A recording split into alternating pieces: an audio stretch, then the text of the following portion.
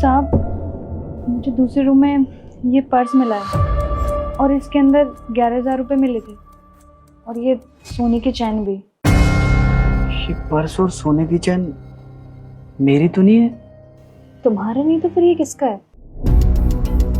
हाँ लेकिन याद आया, कल रोहित आया था और उसका फोन भी आया था कि उसका पर्स नहीं मिल रहा। शायद ये उसी का पर्स होगा जो रह गया होगा। तो तुम उसको कॉल करके बुला लो, वो ले जाए। ठीक है, मैं कॉल कर लेता हूँ। Thank you.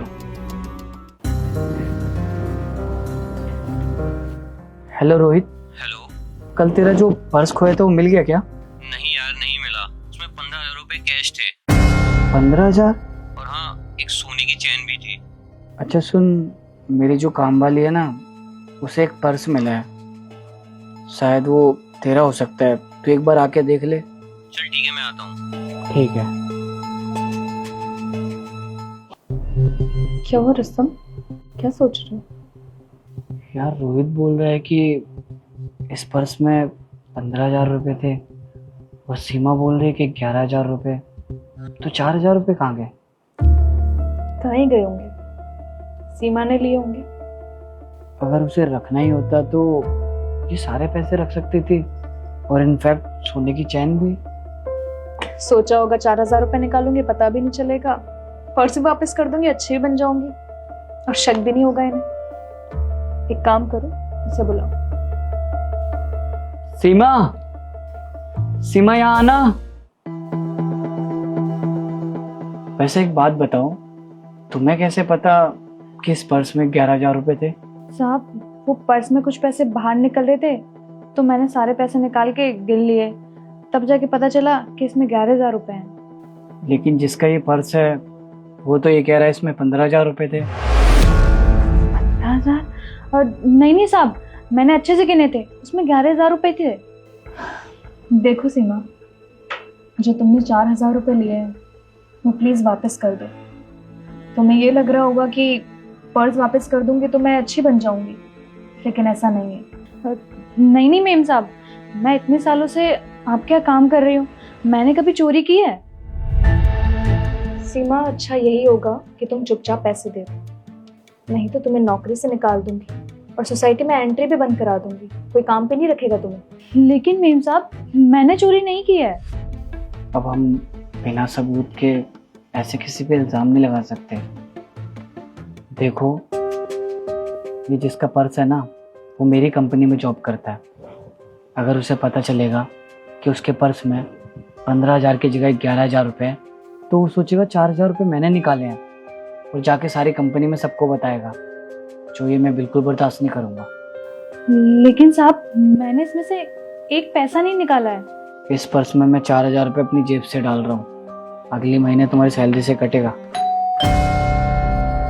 रुस्तम। हाँ अंदर आजा। देख, ये क्या तेरा पर्स? हाँ यार, मेरा ही पर्स है। थैंक यू यार पर्स लौटाने के लिए। और ये गोल्ड की चैन? हाँ यार, ये सोने की चैन भी गिर गई थी, इसे कहाँ कहाँ नहीं ढूंढा मैंने।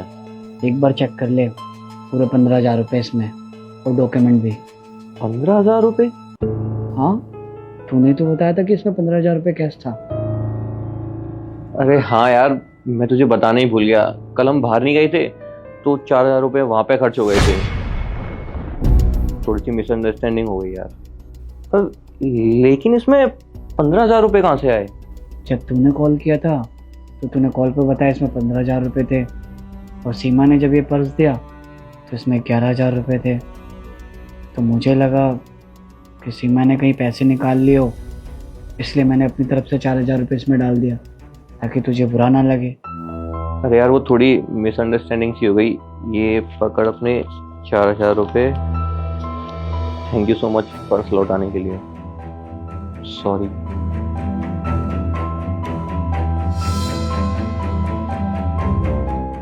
अच्छा सुनो, माफ़ करना, हमने तुम्हें गलत समझा। वो हमें लगा कि तुमने पैसे पर्स से निकाल लिए थे। नहीं साहब, आपने हमें गलत कहा समझा, आपने तो हमें चोर समझा। हम गरीब लोगों को दुआ भी देना तो भी वो लोगों को गाली ही लगती है। अगर हम कसम खा के भी लोगों से सच बोले ना, तो भी वो उन्हें झूठी ही लगती है। और वही अमीर लोग अगर झूठ भी बोले ना, तो भी सच ही लगती है। और देखिए ना साहब, उन्होंने एक बार में बोला कि उनके पर्स में 15,000 रुपए हैं, तो आपने यकीन मान लिया। और मैं कसम खा के भी कितनी बार बोल रही थी कि उसमें 11,000 रुपए हैं, तो आपने एक बार भी मेरी बातों पे यकीन नहीं किया। गरीब और अमीर में बस इतना फर्क है साहब, जो कोई नहीं समझेगा। देखो, जो हो गया हम उसे बदल तो नहीं सकते, लेकिन हाँ, एक काम करो, तुम्हें कुछ पैसे रख लो। ये पैसे, इस पैसों को क्या करूंगी साहब? जो मेरे चरित्र पर दाग लगा है वो कैसे धुलेंगे?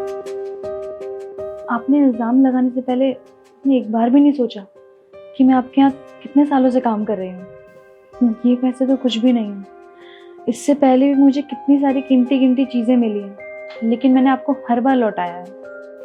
लेकिन आपने मेरी इतनी सालों की ईमानदारी में पानी फेरने में 1 मिनट भी नहीं लगाया।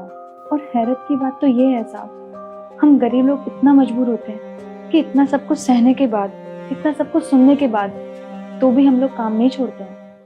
अगर आपको मेरी बातों का बुरा लगा हो तो साहब मुझे माफ़ कर देना।